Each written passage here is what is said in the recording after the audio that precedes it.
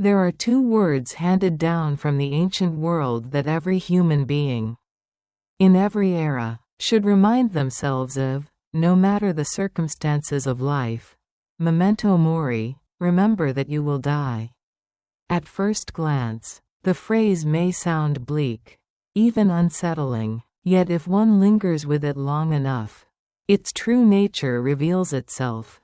This is not a curse, but a profound spiritual gift. Not a threat meant to terrify, but a call meant to awaken. Not an invitation into darkness, but a gentle insistence that we live more honestly, more fully, and more meaningfully. Memento mori does not speak of death as something morbid or cruel.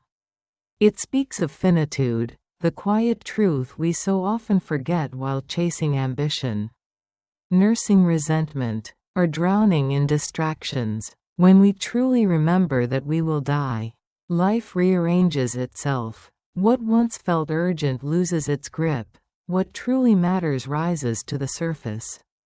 Below are 5 of the deepest meanings carried within these two ancient words.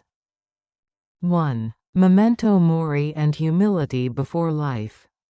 When a person truly remembers that they will die, something quiet yet fundamental begins to shift in the way they see themselves. Death, when faced honestly, dissolves the illusion of the self as something exceptional or permanent, not in a cruel way, but in a truthful one. No matter how intelligent, successful, admired, or powerful we may become, we remain finite beings, bound to the same ending as every human who has ever lived. This awareness softens the ego. It weakens the impulse to dominate, to compare, to prove one's worth at all costs. When we stop trying to build an identity that demands immortality through status, recognition, or superiority, we become more human. Memento mori teaches humility not by diminishing us, but by restoring proportion. It reminds us that we are neither the center of the universe nor insignificant within it. We are simply participants in life, temporary yet meaningful, fragile yet responsible. 2. Memento mori and freedom from the gaze of others. Much of human suffering does not come from material lack, but from emotional captivity to the opinions of others. We fear being judged as inadequate, strange, unsuccessful, or unworthy. As a result, many people shape their lives around expectations that are not truly their own. Slowly drifting away from their inner truth, they live cautiously, silently negotiating their authenticity for approval. Memento mori interrupts this pattern with a sobering clarity. When we remember that we will die, the power of public judgment begins to erode. We ask ourselves a difficult but liberating question: will this opinion matter when my life reaches its end? In most cases, the answer is no. What remains meaningful are not impressions, but integrity, not applause, but alignment with one's values. In this awareness, a quiet freedom emerges, the freedom to live deliberately rather than perform endlessly. 3. Memento mori and reverence for the present moment. Nothing sharpens our appreciation of the present more than the knowledge that it will not last. When we accept that life is temporary, each moment gains weight and texture. Time stops being something we casually waste and becomes something we consciously inhabit. We listen more closely, love more attentively, and notice details we once ignored.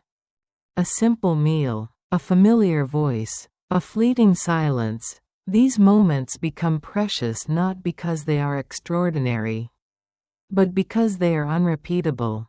Memento mori reminds us that there are no guaranteed tomorrows in which to delay affection, reconciliation, or courage. The present is not a stepping stone to a future that promises meaning, it is where meaning already resides. Awareness of death does not darken life, it deepens it. 4. Memento mori and the shrinking of unnecessary suffering. When consumed by anger, resentment, envy, or pride, our inner world can feel overwhelmingly heavy.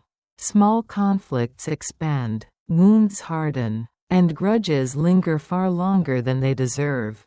But when we view these emotions through the lens of mortality, their true scale becomes visible. Memento mori does not deny pain, it contextualizes it.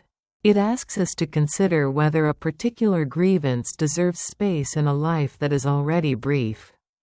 Not every argument needs to be won. Not every insult requires retaliation. Not every disappointment must be carried forward. Remembering death grants perspective. It teaches discernment between what truly matters and what merely consumes our energy. Life is too short to be crowded with unnecessary suffering. 5. Memento mori and responsibility toward one's own life. To remember that we will die is to confront life with honesty. Excuses lose their comfort. Procrastination loses its appeal. The illusion of endless time dissolves. We begin to see each day not as something guaranteed, but as something entrusted to us, temporarily. Memento mori calls us to responsibility, not through fear, but through clarity. It asks, are you living in alignment with what you believe matters most? Not someday, not later, now. Time, once understood as finite, becomes sacred. Each choice carries weight. Each day becomes a chapter that cannot be rewritten. To live responsibly under the awareness of death is not to live anxiously, it is to live awake, intentional, and sincere. Memento mori is not a whisper of despair, but a quiet call to awakening. Remembering that we will die does not drain life of meaning, it grants life its deepest meaning. Only when we accept that we are not here forever do our choices gain weight, clarity, and dignity. In a world filled with noise, urgency, and forgetting, memento mori stands like a silent mirror.